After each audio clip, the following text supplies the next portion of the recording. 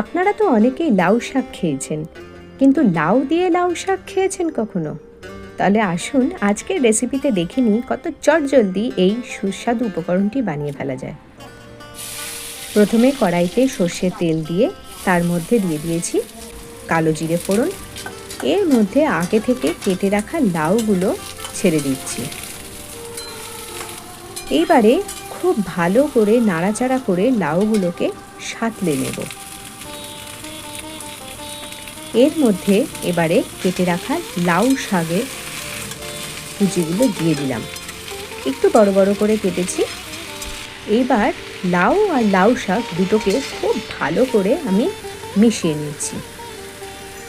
এর মধ্যে দিয়ে দেবো স্বাদ মতন লবণ এবং অল্প পরিমাণে হলুদ গুঁড়ো।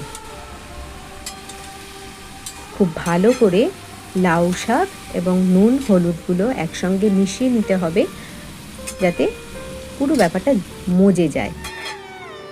তো এরপরে আমি দিয়ে দিয়েছিলাম ঢাকা।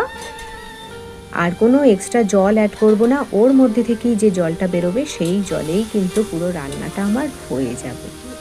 দেখুন পুরো মজে গেছে। এর মধ্যে আমি দিয়ে দেবো স্বাদ মতন একটু মিষ্টি মানে চিনি। এরপর ভালো করে মিশিয়ে নিয়ে চিনিটা পুরোপুরি গলে গেলে গ্যাসকে করে দেবো অফ। কত সহজে এই সুস্বাদু খাবারটা বানিয়ে নিলাম। গরম গরম ভাতের সঙ্গে দারুণ লাগে। তো বন্ধুরা, কেমন লাগলো আজকের এই চটজলদি রেসিপিটি? লাইক এবং কমেন্ট করে কিন্তু অবশ্যই জানাবেন। ভালো লাগলে চ্যানেলটা সাবস্ক্রাইব করে ভিডিওটি শেয়ার করতে ভুলবেন না, কারণ নেক্সট আবার এরকম চটজলদি রান্না নিয়ে হাজির হব খুব শিগগিরই।